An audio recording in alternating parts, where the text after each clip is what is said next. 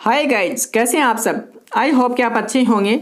स्वागत करता हूं आपका अपने YouTube channel top rank study में। जैसा कि आपको पता है, हमारी जो श्रृंखला चल रही है महत्वपूर्ण वस्तुनिष्ठ क्वेश्चनों की टॉपिक वाइज, इसी श्रृंखला को हम आगे बढ़ाते हुए आज का जो टॉपिक ले रहे हैं वह है भक्ति और सूफी आंदोलन।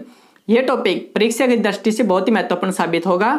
इस वीडियो में हम जानेंगे इस टॉपिक से संबंधित महत्वपूर्ण 30 क्वेश्चन जो पीछे की परीक्षा में आए हुए हैं और आगे आने वाली परीक्षा के लिए महत्वपूर्ण साबित होंगे। तो बिना किसी देरी के हम चलते हैं आज के क्वेश्चनों पर।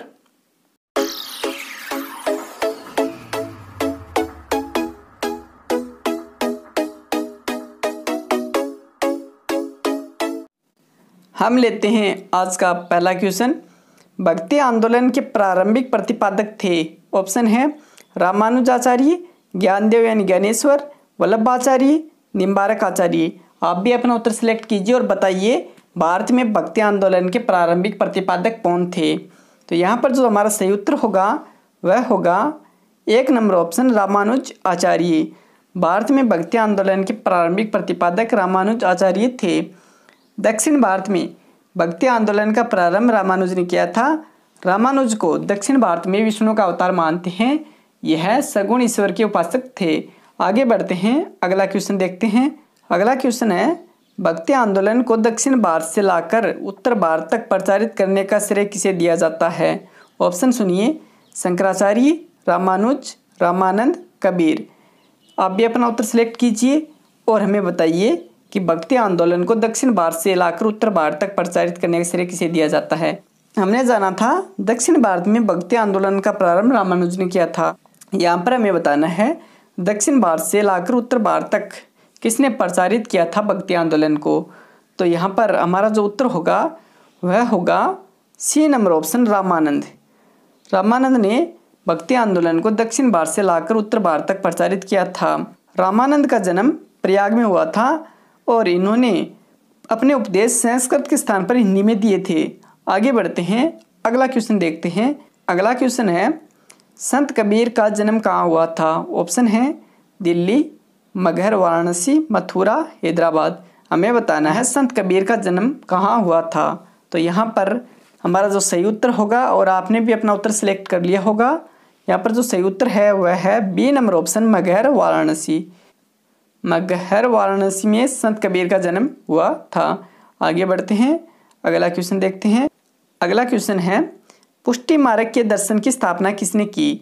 ऑप्शन है चैतन्य ने, नानक ने, सूरदास ने, वल्लभाचार्य ने। आप भी अपना उत्तर सिलेक्ट कीजिए और बताइए पुष्टि मार्ग के दर्शन की स्थापना किसने की थी। तो यहाँ पर जो सही उत्तर होगा वह होगा वल्लभाचार्य। वल्लभाचार्य ने पुष्टि मार्ग के दर्शन की स्थापना की थी। वल्लभाचार्य अष्टछाप के प्रवर्तक माने जाते हैं। वल्लभाचार्य का भक्तिवाद पुष्टि मार्ग के नाम से प्रसिद्ध हुआ। पुष्टि मार्ग में श्री कृष्ण को परम ब्रह्मा माना गया है। वल्लभाचार्य ने शंकराचार्य के निर्गुण ब्रह्मा के स्थान पर सगुण ब्रह्मा की भक्ति पर विशेष बल दिया है। आगे बढ़ते हैं, अगला क्वेश्चन लेते हैं। अगला क्वेश्चन है अद्वैतवाद के सिद्धांत के प्रतिपादक कौन थे। ऑप्शन है रामानुज, शंकराचार्य, मध्वाचार्य, विवेकानंद। आप भी अपना उत्तर सिलेक्ट कीजिए और बताइए अद्वैतवाद के सिद्धांत के प्रतिपादक कौन हैं। तो यहाँ पर जो सही उत्तर होगा वह होगा B number option Shankaracharya. Shankaracharya का जन्म 788 ईस्वी को केरल के कलादी नामक स्थान पर हुआ था। आगे बढ़ते हैं, अगला क्वेश्चन लेते हैं। अगला क्वेश्चन ये रहा, निम्न में से किसे हिंदी खड़ी बोली का जनक कहा जाता है। हमें बताना है हिंदी खड़ी बोली का जनक किसे कहा जाता है। ऑप्शन सुनिए, अमीर खुसरो, जायसी, कबीर, रहीम। आप भी अपना उत्तर सिलेक्ट कीजिए और बताइए हिंदी खड़ी बोली का जनक किसे कहा जाता है। तो यहाँ पर जो सही उत्तर होगा वह होगा 1 नंबर ऑप्शन अमीर खुसरो। अमीर खुसरो को हिंदी खड़ी बोली का जनक कहा जाता है। आगे बढ़ते हैं, अगला क्वेश्चन है वह सूफी संत कौन था जो यह मानता था कि भक्ति संगीत ईश्वर के निकट पहुँचने का मार्ग है। ऑप्शन सुनिए, मोइनुद्दीन चिश्ती, बाबा फरीद, सैयद मोहम्मद, शाह आलम बुखारी। आप भी अपना उत्तर सिलेक्ट कीजिए और बताइए वह सूफी संत कौन था जो यह मानता था कि भक्ति संगीत ईश्वर के निकट पहुंचने का मार्ग है। तो यहाँ पर जो उत्तर होगा वह होगा 1 नंबर ऑप्शन मोइनुद्दीन चिश्ती। भारत में चिश्ती सिलसिले की स्थापना ख्वाजा मोइनुद्दीन चिश्ती ने की थी। आगे बढ़ते हैं, अगला क्वेश्चन देखते हैं।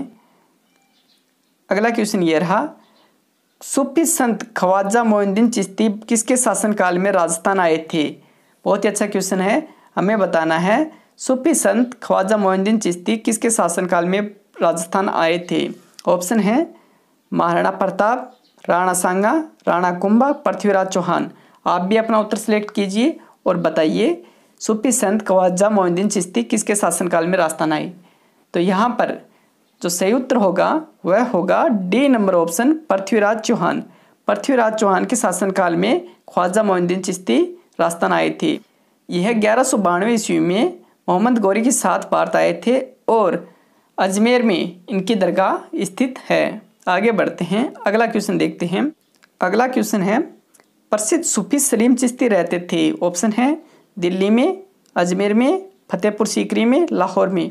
आप भी अपना उत्तर सिलेक्ट कीजिए और बताइए प्रसिद्ध सूफी सलीम चिश्ती रहते थे। तो यहाँ पर जो सही उत्तर होगा वह होगा फतेहपुर सीकरी में।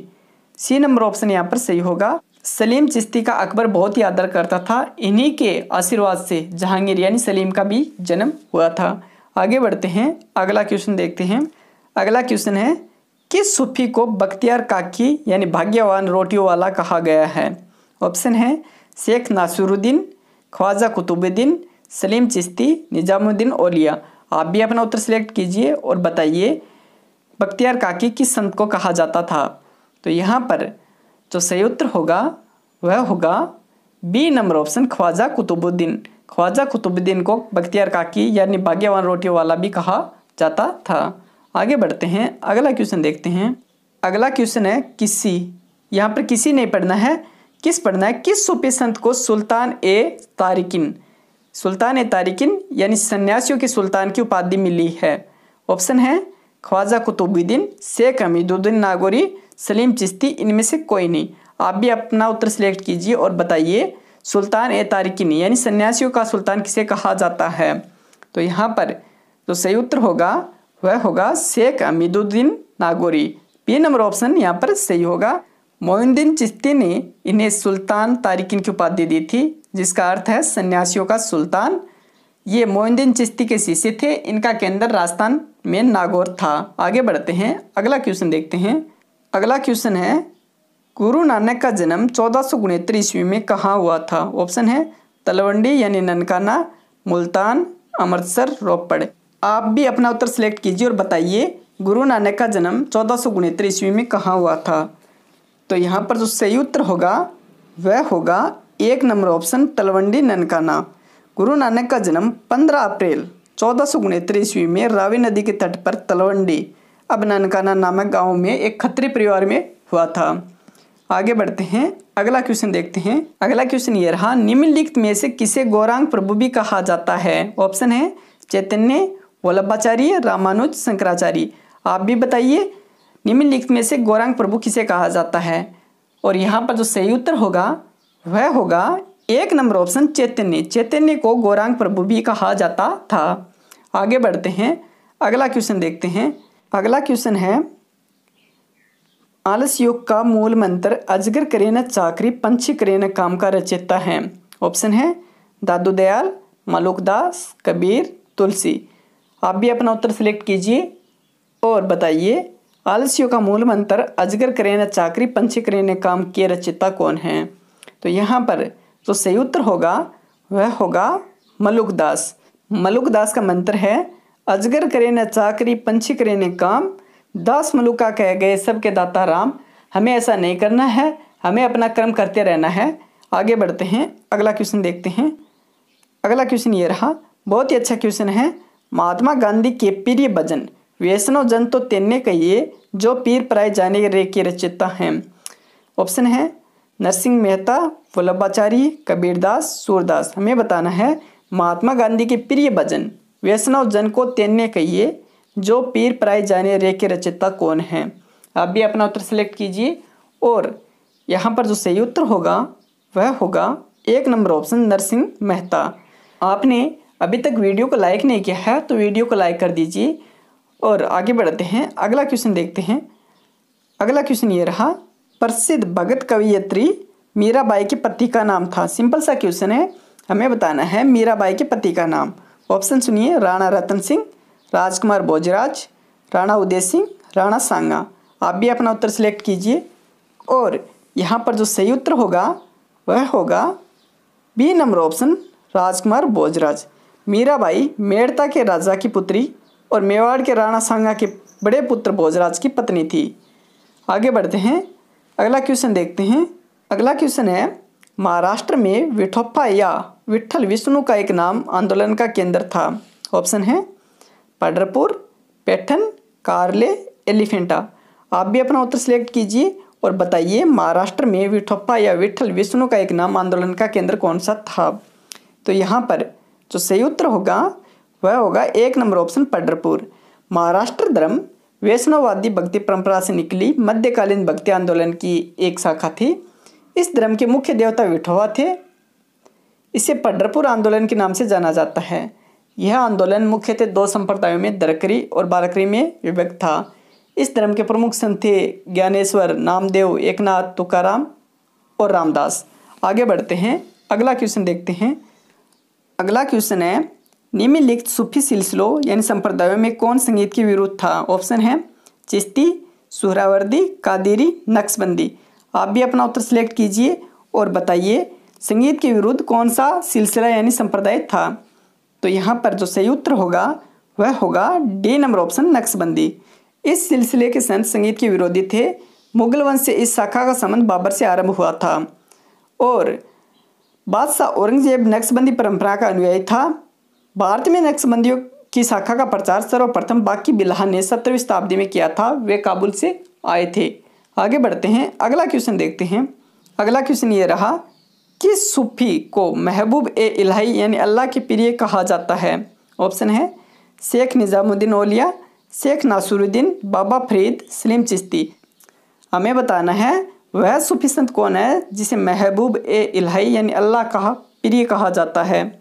तो यहाँ पर जो सही ऑप्शन होगा वह होगा 1 नंबर ऑप्शन, शेख निजामुद्दीन औलिया को अल्लाह का प्रिय महबूब ए इलाही कहा जाता है।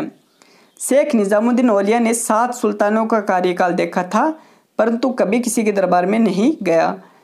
उन्हें महबूब ए इलाही यानी ईश्वर का प्रिय व सुल्तान उल औलिया यानी संतों का राजा भी कहा जाता है। आगे बढ़ते हैं, अगला क्वेश्चन देखते हैं। अगला क्वेश्चन है, मुगल बादशाह औरंगजेब को किस सूफी सिलसिले में दिलचस्पी थी और उसे अपनाया था। इस क्वेश्चन के बारे में हमने चर्चा भी कर ली है। आप अपना उत्तर सिलेक्ट कीजिए और यहाँ पर जो सही उत्तर होगा वह होगा नक्शबंदी। नक्शबंदी सिलसिले को औरंगजेब ने अपनाया था। हमने इसके बारे में पहले ही चर्चा कर ली है। आगे बढ़ते हैं, अगला क्वेश्चन देखते हैं। अगला क्वेश्चन है, मध्यकालीन सूफियों में सबसे धनी सूफी थे। हमें बताना है मध्यकालीन सूफियों में सबसे धनी सूफी कौन थे। ऑप्शन है निजामुद्दीन औलिया, शेख नासरुद्दीन चिराग देहलवी, सलीम चिश्ती, शेख बहाउद्दीन जकारिया। आप भी अपना उत्तर सिलेक्ट कीजिए और बताइए मध्यकालीन सूफियों में सबसे धनी कौन थे। यहाँ पर तो सही उत्तर होगा वह होगा D number option, Sheikh Bahauddin Zakariya मध्यकालीन सूफियों में सबसे धनी सूफी थे। आगे बढ़ते हैं, अगला क्वेश्चन लेते हैं। अगला क्वेश्चन है, शेख फरीद हिन मसूद गज ए शंकर शेख फरीद यानी बाबा फरीद की गतिविधियों का क्षेत्र था। हमें बताना है बाबा फरीद की गतिविधियों का क्षेत्र। ऑप्शन है अजमेर, दिल्ली, सीकरी, हाँसी व अजोधन। यहाँ पर बाबा फरीद का कार्य क्षेत्र हमें बताना है। यहाँ पर जो सही उत्तर होगा वह होगा डी नंबर ऑप्शन, हाँसी व अजोधन बाबा फरीद की गतिविधियों का क्षेत्र था। आगे बढ़ते हैं, अगला क्वेश्चन देखते हैं। अगला क्वेश्चन है, निम्न में से कौन सा सुमेलित नहीं है। बहुत ही अच्छा क्वेश्चन है। यह रीट के लिए बहुत ही महत्वपूर्ण साबित होगा। इसमें भक्ति और सूफी आंदोलन का पूरा निचोड़ है। ऑप्शन सुनिए, अद्वैतवाद शंकराचार्य, विशिष्टाद्वैतवाद रामानुजाचार्य, देवताद्वैतवाद निम्बारकाचार्य, शुद्धाद्वैतवाद माधवाचार्य। आप भी अपना उत्तर सिलेक्ट कीजिए और बताइए इनमें से कौन सा सुमेलित नहीं है।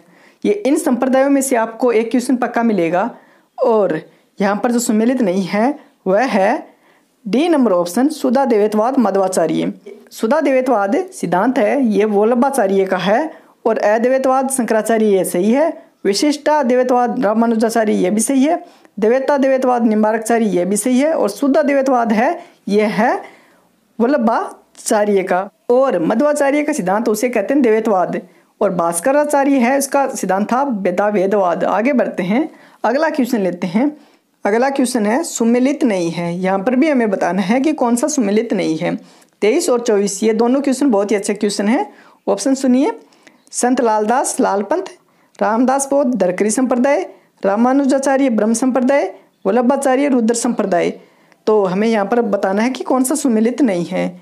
तो यहाँ पर जो हमारा उत्तर होगा, और आपने भी अपना उत्तर सिलेक्ट कर लिया होगा, सी नंबर ऑप्शन है यह सुमेलित नहीं है।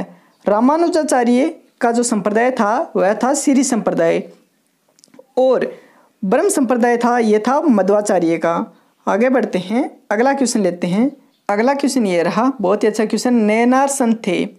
ऑप्शन है शिव भगत, विष्णु भगत, कृष्ण भगत, राम भगत। आप भी अपना उत्तर सिलेक्ट कीजिए और बताइए नैनार संत कौन थे। तो यहाँ पर जो सही उत्तर होगा वह होगा शिव भगत। शिव भक्तों को नैनार कहा जाता था। इनकी संख्या 63 थी। और आलवार संत थे वह विष्णु भगत थे। इनकी संख्या 12 थी। आलवार संतों में अंडाल नामक एक महिला संत भी थी। आगे बढ़ते हैं, अगला क्वेश्चन देखते हैं। अगला क्वेश्चन है, यदि संस्कृत देवभाषा है तो मेरी मातृभाषा मराठी देशी भाषा है, यह उक्ति किसकी है। ऑप्शन है ज्ञानदेव, एकनाथ, तुकाराम, रामदास। आप भी अपना उत्तर सिलेक्ट कीजिए, बताइए यदि संस्कृत देवभाषा है तो मेरी मातृभाषा मराठी देशी भाषा है, यह उक्ति किसकी है। तो यहाँ पर जो सही उत्तर होगा वह होगा बी नंबर ऑप्शन एकनाथ। इनका जन्म औरंगाबाद के पैठन में हुआ था। इन्होंने कीर्तन गायन को लोकप्रिय बनाया।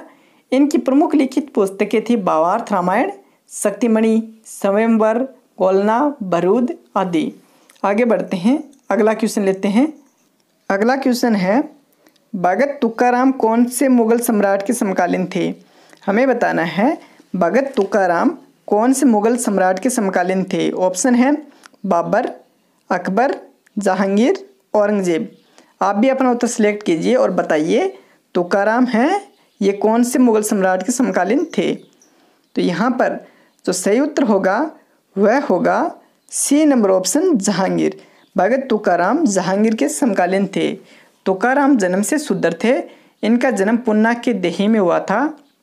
इन्होंने लोकप्रिय काव्य अभंग लिखा था। ये शिवाजी के समकालीन भी थे।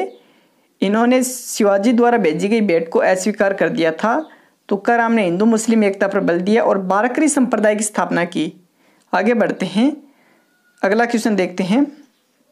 अगला क्वेश्चन है, सिख धर्म का संस्थापक किसे माना जाता है। ऑप्शन है गुरु नानक, अर्जुन देव, तेग बहादुर, गुरु गोविंद सिंह। यह सिंपल सा क्वेश्चन है और आपने अपना उत्तर सिलेक्ट कर लिया होगा। यहाँ पर जो सही उत्तर होगा वह होगा एक नंबर ऑप्शन गुरु नानक। गुरु नानक को सिख धर्म का संस्थापक माना जाता था। अगला क्वेश्चन है, गुरु नानक का धर्म उपदेश है। ऑप्शन है मानव बंधुताओं का, सिखों को लड़ाकू संगठन बनाने का, धर्म के रूप में सिखताओं का, सिखों की एकता का। हमें बताना है गुरु नानक का धर्म उपदेश क्या था। तो यहाँ पर आपने अपना उत्तर सिलेक्ट कर लिया होगा और सिंपल सा उत्तर होगा वह होगा मानव बंधुताओं का। गुरु नानक का धर्म उपदेश था मानव बंधुताओं का, यानी भाईचारे का यहाँ पर इन्होंने धर्म उपदेश दिया था। आगे बढ़ते हैं, अंतिम क्वेश्चन देखते हैं। हमारा अंतिम क्वेश्चन ये रहा, सूफी सिलसिला यानी संप्रदाय मूलतः संबंधित हैं। ऑप्शन है हिंदूवाद, सिखवाद, इस्लाम, बौद्धवाद। आप भी अपना उत्तर सिलेक्ट कीजिए, सिंपल सा क्वेश्चन है यह भी। तो यहाँ पर जो सही उत्तर होगा वह होगा सी नंबर ऑप्शन इस्लाम। सूफी सिलसिला इस्लाम से संबंधित थे। तो आज के क्वेश्चन आपको कैसे लगे हमें कमेंट करके ज़रूर बताएं। अगर आपने वीडियो को लाइक नहीं किया तो वीडियो को लाइक कर दीजिए और ज़्यादा से ज़्यादा इस वीडियो को शेयर कर दीजिए। चैनल को सब्सक्राइब करके बेल आइकन को प्रेस कर लीजिए, जिससे कि आगे आने वाले वीडियो के नोटिफिकेशन आपको सबसे पहले मिलते रहें। धन्यवाद।